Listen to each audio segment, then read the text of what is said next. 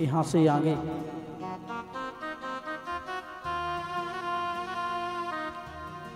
आज 58 दिन बीतने के बाद में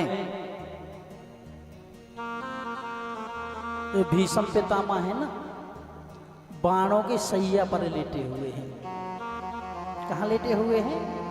भीष्म पितामह बाणों के सैया पर लेटे हुए हैं। पूरे शरीर में बाण चुभे हुए हैं। सर भी नहीं हिला पा रहे, हाथ भी नहीं हिला पा रहे, करवट भी नहीं बदल पा रहे।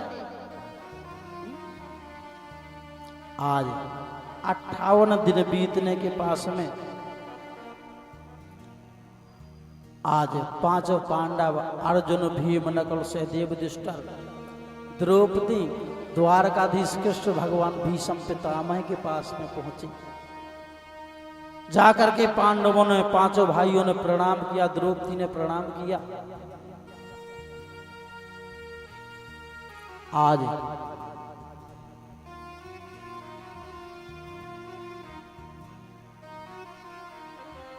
भीष्म पितामह कहने लगे, क्या वो नहीं आए द्वारकाधीश? क्या बोले?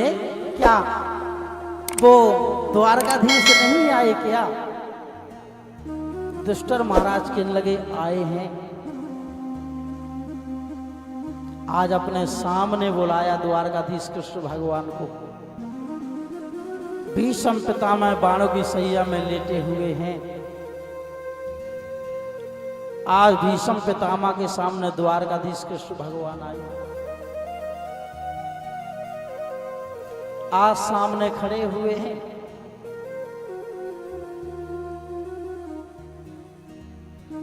आज भीष्म पितामह द्वारकाधीश से कहने लगे, प्रभु आप तो तीनों लोकों के नाथ हो, पर आज मैं जो बाणों की सैया में लेटा हुआ हूं, प्रभु हे श्याम सुंदर, हे द्वारकाधीश, मैंने इस जन्म में ऐसा कोई पाप नहीं किया आज जो मैं बाणों की सैया में लेटा हुआ हूं। और मुझे अपने पिछले जन्म का भी याद है, मैंने पिछले जन्म में भी कोई पाप नहीं किया जो आज मैं बाणों की सैया में लेटा हुआ हूं। और पिछले जन्म की याद है मुझे, अपने 50 जन्मों तक का मुझे याद है, अपने पिछले 100 जन्मों तक का सब कुछ मुझे याद है। प्रभु मैंने 100 जन्म तक का मुझे याद है, 100 जन्म तक मैंने कोई पाप नहीं किया, तो मुझे कौन सी पाप की ये सजा मिल रही है जो आज मैं बाणों की सैया में लेटा हुआ हूं?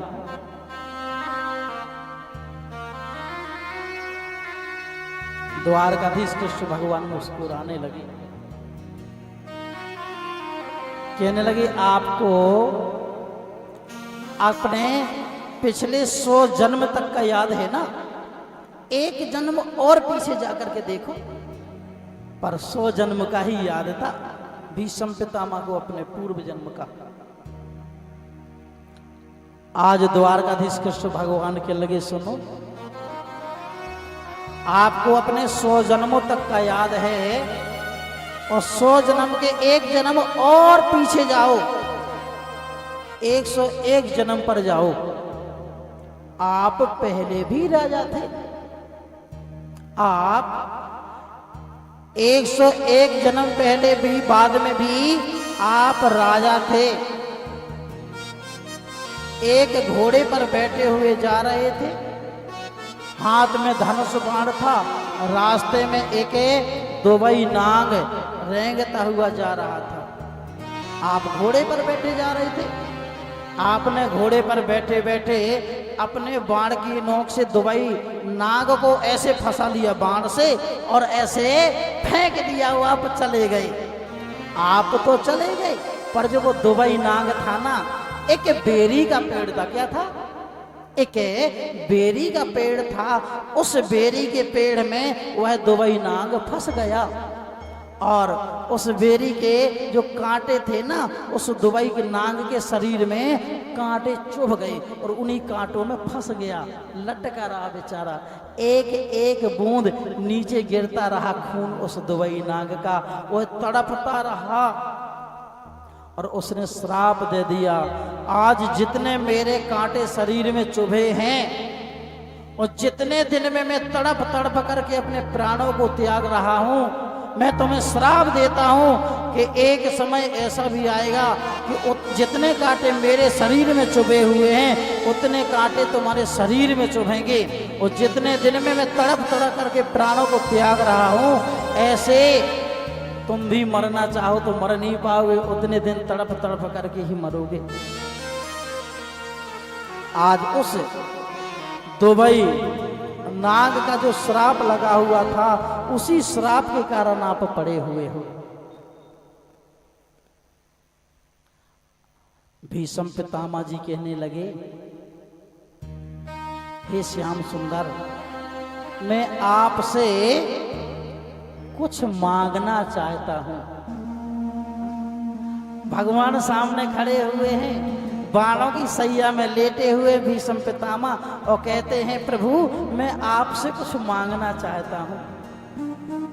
द्वारकाधीश कहने लगे, मांग लो जो भी आपको मांगना हो।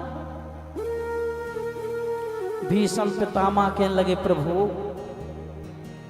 जब तक मेरी मृत्यु ना हो, जब तक आप मेरे आंखों के सामने खड़े रहना।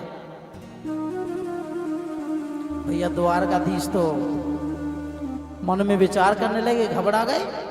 अरे भैया इनकी तो इच्छा मृत्यु है। हाँ, जो भीष्म पितामह थे ना, उनको इच्छा मृत्यु का वरदान मिला हुआ है कि तुम जब तक अपने मन से नहीं चाहोगे कि मैं मर जाऊं, जब तक तुम मरोगे नहीं। और बताओ, आज भगवान मन में विचार करते हैं कि भीष्म पितामह बोलते कि मेरे सामने खड़े रहो, अब ना जाने जी कितने दिन, कितने महीने, कितने साल खड़ा करवाए रहेंगे सामने। हाँ, इनका मन मुझे देखते रहेंगे। आज तीनों लोगों के नाथ द्वारकाधीश कृष्ण भगवान भीष्म पितामह के सामने खड़े हुए हैं। जब सूर्य नारायण महाराज उत्तरायण की ओर आए,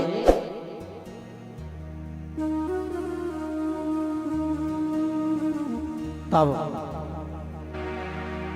भीष्म पितामह ने अपने प्राणों को त्यागा।